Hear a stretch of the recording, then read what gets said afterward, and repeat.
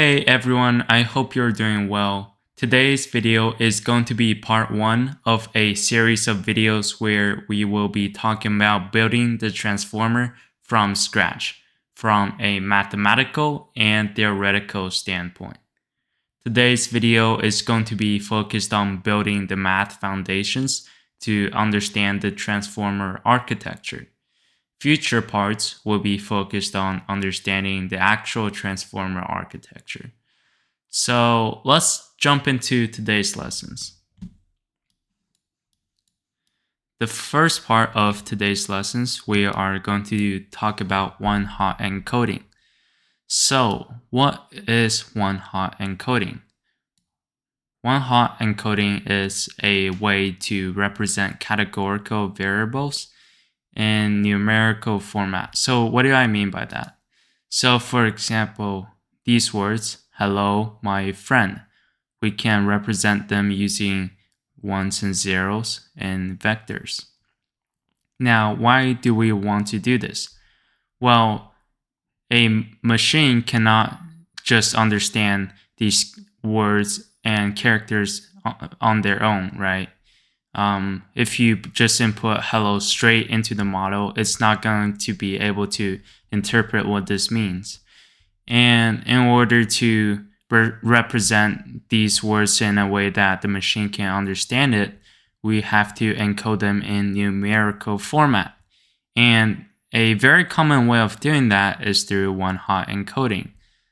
And it's really useful because it avoids introducing any ordinal relationship between the categories, or in this case, these words, as each category is represented independently, so the model treats all the categories equally. So I could have, let's say, I could have a map that sets 1 to hello, and I could have 2 set to my, and then 3 set to friend. Right? Instead of OneHot Encoding, I could have done this, but one issue with this is that it introduces ordinal formats, right? Ordinal relationships, because we're mapping 1 to hello, 2 to my, 3 to friend. The model might think, oh, 1 might be more important than 2. So the model might think that, oh, this 1 here might be more important than 2 in a sentence, right? So that's not what we want. And this is why we introduce OneHot Encoding, because it represents these data in a way that doesn't have any ordinal relationship, and that's very good. Now, if we want to combine them together, we can create a sentence, hello my friend, and we can represent that using a 2D array or matrix. Throughout the video, I will use them interchangeably. So yeah. Now, the next part of this video, we are going to be talking about the dot product, or inner product, or scalar product. They all refer to the same concept. And let's talk about how to calculate the dot product. Say we have 2 vectors, A and B. The dot product is simply multiplying each individual scalar values in the vectors, right? So to see this, I'm multiplying 1 by 0, 2 by 1, 3 by 1, and I add them together and I get 5, right? Okay, this is how dot product works. We are multiplying the corresponding rows and we sum them up, and we get one single value, which is a scalar. Now, let's see what happens when we do dot product with OneHot vectors. You see, we multiply them together and we get a single scalar value. Now, notice that the dot product between these 2 identical OneHot vectors is just equal to 1, right? They're the exact same. Well, this is where the concept of similarity comes in. the dot product is used to calculate similarity between two vectors. So if the dot product between two one-hot vectors is equal to 1, that means the vectors are equal, right? Because that 1 is the largest value you can get from the dot product of two one-hot encoding vectors. Now, let's understand why dot product calculates similarity. We will understand this intuitively. So another way of calculating dot product is using this formula. This is the magnitude of A, this is the magnitude of B, or in other words, the length of A and the length of B. Theta is the angle or degree between them. And you'll see that cosine actually measures the directional agreement between vectors A and B. If A and B are pointing in the exact same direction, which means that theta is 0, right? If they're pointing in the same direction, then cosine 0 is just 1, right? That means that this will be the max. If they're in the exact same direction, the dot product of vector A and vector B is just equal to magnitude product. Otherwise, if A and B are orthogonal, or in other words, the angle between them is 90 degrees, then cosine of 90 is 0. That means that this product here will be 0 overall, right? So what does that mean? That means that these two vectors are not similar, right? They're traveling perpendicular to each other, as compared to if the angle is 0, they're traveling in the exact same direction.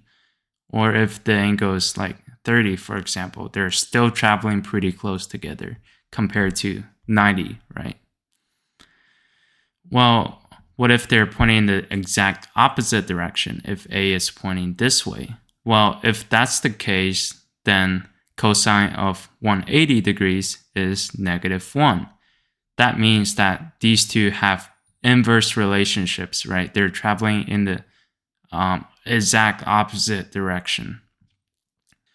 So therefore, we can conclude that cosine theta calculates the degree of alignment between vectors A and B, right? And what the magnitude, the product between the magnitude calculates is it captures the magnitude of the overall vectors, right? Even if the vectors in the same direction, they are in the same direction, the dot product will be larger if the vectors have greater magnitude. So if the magnitude of A and B are greater, and this will be greater than a smaller magnitude of A and B, right? That's really intuitive.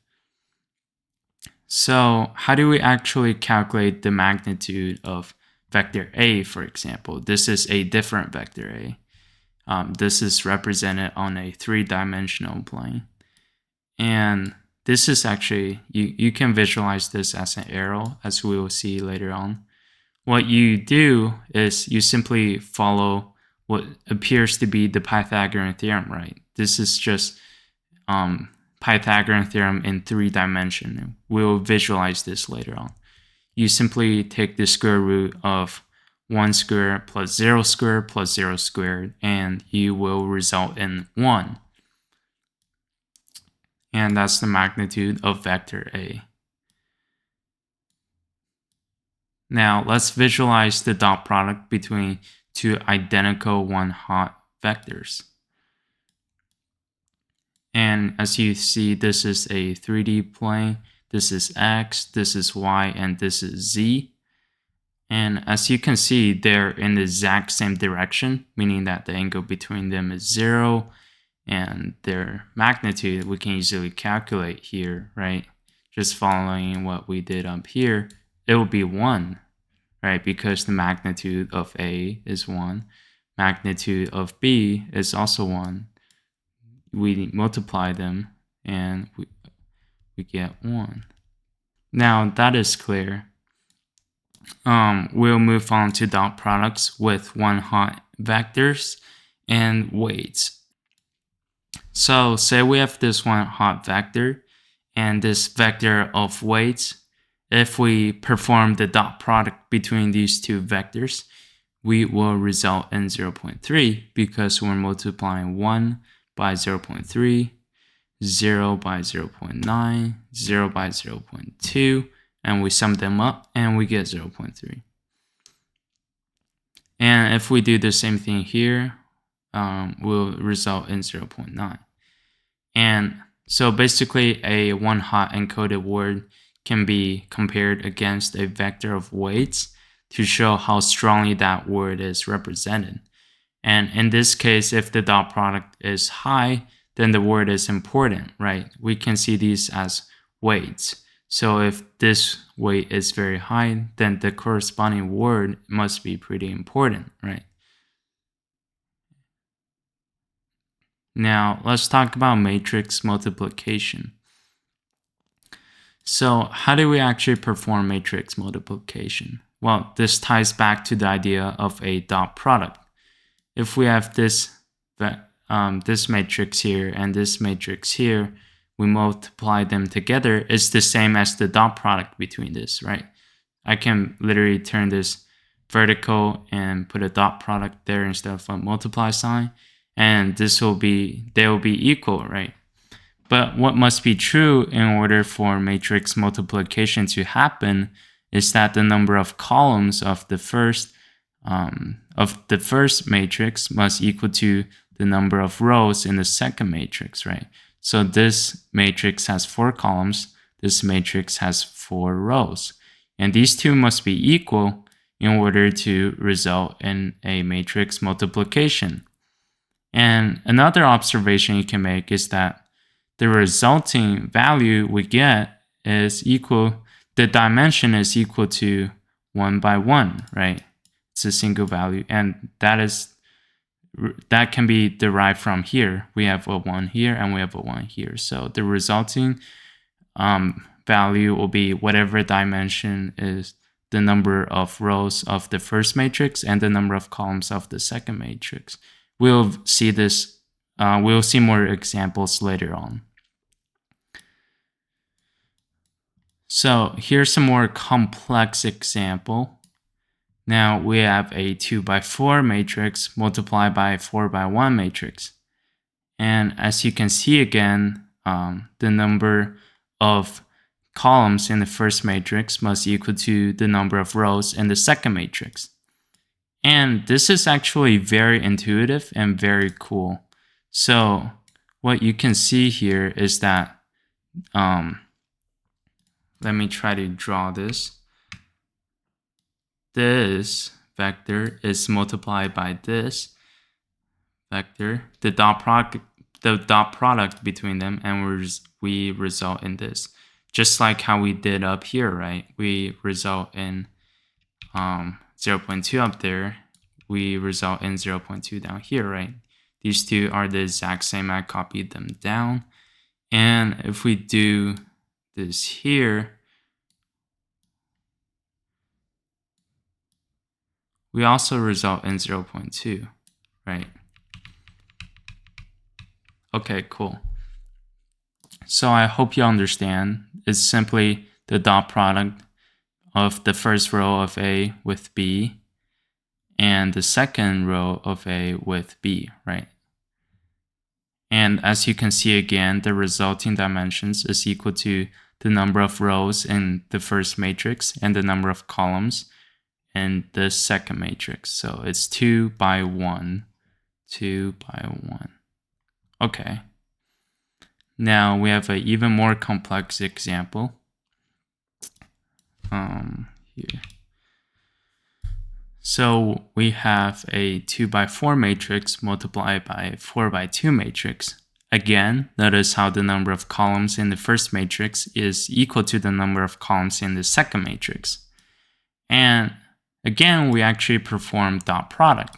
So how it works is that we take the dot product, we take the dot product between this vector and this vector. And this is the resulting value we get, 0.2, right? This is the same as up there. We're taking the dot product. So first row, first column, and value, right? Okay, cool. Now, how do we get this value here? Well, we must take the first row and second column of B, and we get 0.9. Now, how do I know it's 2 by 2 as the resulting matrix? Well, remember, the first matrix has 2 rows, and the second matrix has 2 columns. So I can derive that this matrix will be 2 by 2. Okay, cool. Now, what about the second row, right? Well, we have to multiply these values by the first column of B, and we get 0.2, and we multiply the second row of A by the second column of B, and we get 0.1. So I hope that was pretty intuitive for you to understand. It's simply dot product, right? So for this location here, I want the dot product of this and this. And here I want the dot product of this and this, and here this and this, here this and this, right? So I hope you understand matrix multiplication now. And it's important to notice how the matrix multiplication acts as a lookup table. When we work through this matrix multiplication, it pulls out the second row, right? And then the third row, right? Essentially, it takes them out, right? These are the exact same copies, right? And this will be very useful in explaining how the transformer works in later parts of this series. So, just to recap, in today's lesson, we talked about the OneHot encoding. It's basically used to store text in numerical format, which is very useful in order to represent each category independently without ordinal relationship. And then we talked about dot products, super important concept. We used it throughout the video for matrix multiplication as well. And we talked about dot product with OneHot vectors, how it relates to the idea of similarity using dot product, right? We talked about how dot product calculates similarity. Basically, it can be shown using the cosine function, which measures the directional agreement between vectors A and B. We also talked about how to calculate the magnitude of a vector, simply using the Pythagorean theorem, sort of. And we graphed it out. And then we talked about dot products with OneHot vector and weights, right? And then we talked about matrix multiplication, right? How the number of columns in the first matrix must equal to the number of rows in the second matrix.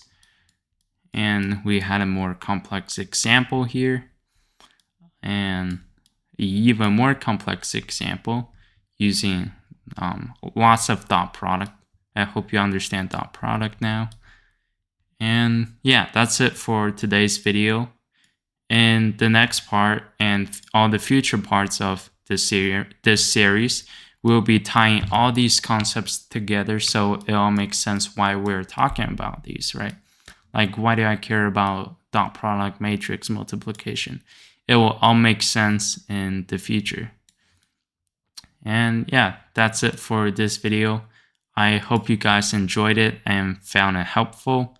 If you found it helpful, please share it with your friends and family and subscribe to my YouTube channel. And yeah, that's it for today's video. See you guys next time. Have a great day.